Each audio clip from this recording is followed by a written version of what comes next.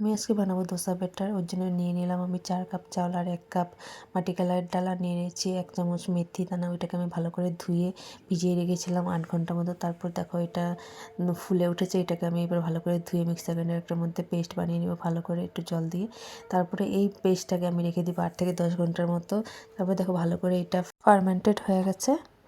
তারপরে আমি এটাকে একটা বুলের মধ্যে নিয়ে নিব। এটার মধ্যে নিয়ে নুন আর জল মিক্স করে ভালো করে ব্যাটার বানিয়ে নিব। এটাকে সাইডে রেখে দেবো। তারপর দিয়ে দিব একটা কড়াইয়ের মধ্যে তেল, গোটা সর্ষে, কারি পাত্তা ফোড়ন দিয়ে ওটার মধ্যে পেঁয়াজ দিয়ে দিয়েছি, আর দিয়ে দিয়েছি সেদ্ধ করা আলু, হলুদ লবণ দিয়ে ভালো করে মশলা দিয়ে মিক্স করে নিয়েছি। এটার মধ্যে আমি দিয়েছি সাম্বার মশলা, একটু জল দিয়ে ভালো করে ম্যাশ করে নিয়েছি। এবার দেখো মশলাটা রেডি দোসার। এবার একটা তাওয়া গরম করে ওটাতে জল দিয়ে ভালো করে মুছে নিয়ে এবার দোসা ব্যাটারটা দিয়ে দিব ভালো করে। দিয়ে উপরে আমি এবার একটু তেল ব্রাশ করে দিব, আর যে আলু ভাজা করে রেখেছিলাম মশলাটা সেটা দিয়ে দিব উপরে।